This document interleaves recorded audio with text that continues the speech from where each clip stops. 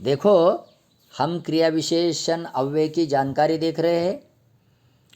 हमने तीसरा उदाहरण देखा, अब चौथा उदाहरण भी हमने लिया है। उधर जाना मना है। बहुत सीधे साधे उदाहरण लिए हैं। तो उधर जाना मना है, तो उधर क्या है, क्यों उधर अव्यय? क्योंकि यह क्रिया की विशेषता बता रहा है। कहाँ जाना मना है? उधर जाना मना है, विशेष बात है। तो उधर क्या है? क्रिया विशेषण अव्यय है। अब देखो, मैंने बहुत सारे क्रिया विशेषण अव्यय दिए हैं, जो कि आप इसका परीक्षा में जैसा आता है अव्यय का वाक्य में प्रयोग करो। अगर परीक्षा में वाक्य दिया तो अव्यय पहचानो, ऐसा भी पूछते हैं। और कभी कभी देखो, अधोरेखांकित अव्यय के भेद पहचाने, ऐसा भी पूछते हैं। तो हमने यहाँ जो अव्यय दिए हैं उसको देखेंगे। तो क्रिया विशेषण अव्यय यह है: भी, आहिस्ता आहिस्ता, बार बार, उधर, अनायास, बिल्कुल, लगातार, यहाँ, वहाँ, आज, शायद, आगे, कहीं, सर्वत्र, तुरंत, तेज, अकस्मात, जल्दी, कभी कभी, जैसे तैसे, चुपचाप, धड़ाधड़, अधिक, बहुत, खूब, जितना, उतना, कल, मत, धीरे धीरे, काफ़ी, अभी, शायद, कदाचित, अब, न, लगभग, निरंतर, एकाएक, नाहक, आखिर, पहले, कतई, बाहर, भीतर, बराबर, जब, आजकल आदि। देखो, ज़्यादातर अव्यय इसके बाहर के नहीं आएंगे। तो यह हमने क्रिया विशेषण अव्यय देखा है, बहुत सीधा साधा है। जो शब्द क्रिया की विशेषता बता देता है उन्हें क्रिया विशेषण अव्यय कहते हैं।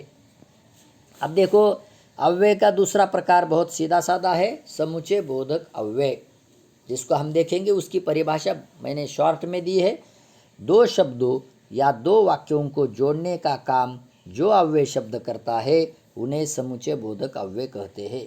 दो शब्द और दो वाक्यों को जोड़ने का काम जो शब्द अव्यय करता है उन्हें समुच्चय बोधक अव्यय कहते हैं। जैसे हमने उदाहरण लिया है, वह बड़ा विद्वान और चतुर था। देखो, वह बड़ा विद्वान और चतुर था।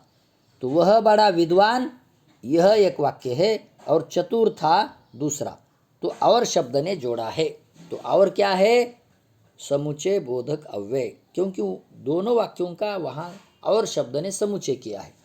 यहाँ देखो, एक गलती हो सकती है कि और शब्द संबंध सूचक अव्यय है और शब्द समुच्चय बोधक अव्यय है। ये ध्यान में रखिए। शेर नदी की ओर भागा। देखो, और क्या है? संबंध सूचक अव्यय। और देखो, समुच्चय बोधक अव्यय, जो कि हमने उदाहरण लिया, वह बड़ा विद्वान और चतुर था। दूसरा उदाहरण हम देखेंगे, कह चुकी या और कुछ कहना है। देखो, कह चुकी या और कुछ कहना है। कह चुकी एक वाक्य है और कुछ कहना है दूसरा वाक्य है। तो या क्या है? यह समुच्चय बोधक अव्यय है।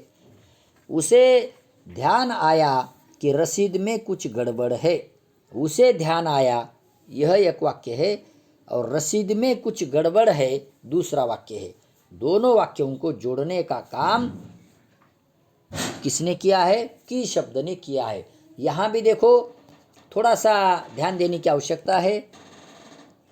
जैसे पहली की अगर वाक्य में आई तो ध्यान में रखना कि यह समुच्चय बोधक अव्यय है। अगर दूसरी की आती है तो यह संबंध कारक होता है ना, का, की, के, तो ये संबंध कारक है।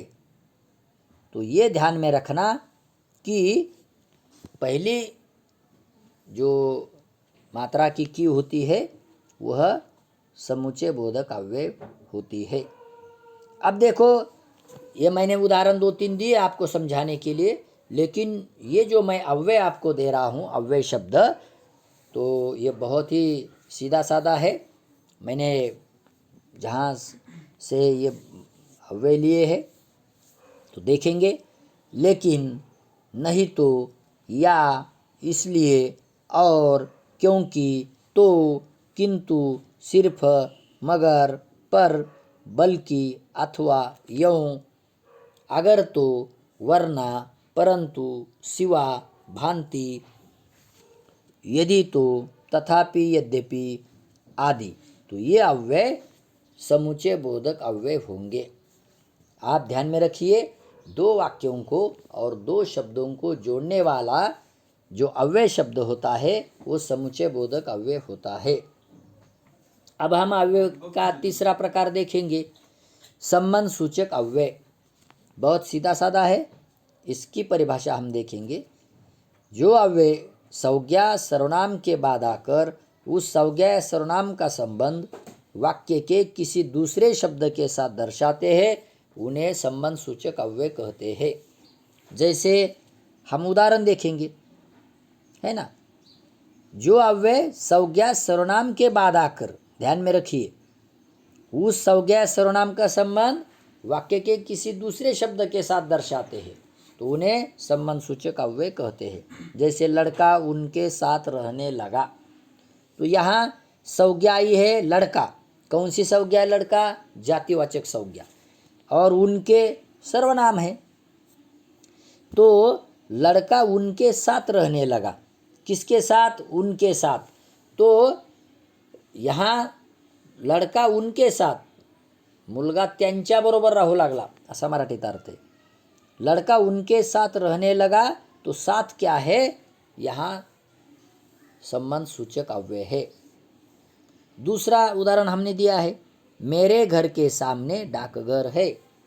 तो देखो, मेरे घर के सामने, मेरा सर्वनाम है, घर संज्ञा है, तो मेरे घर के सामने डाकघर है। डाकघर और घर, इसका संबंध सामने शब्द ने सूचित किया है।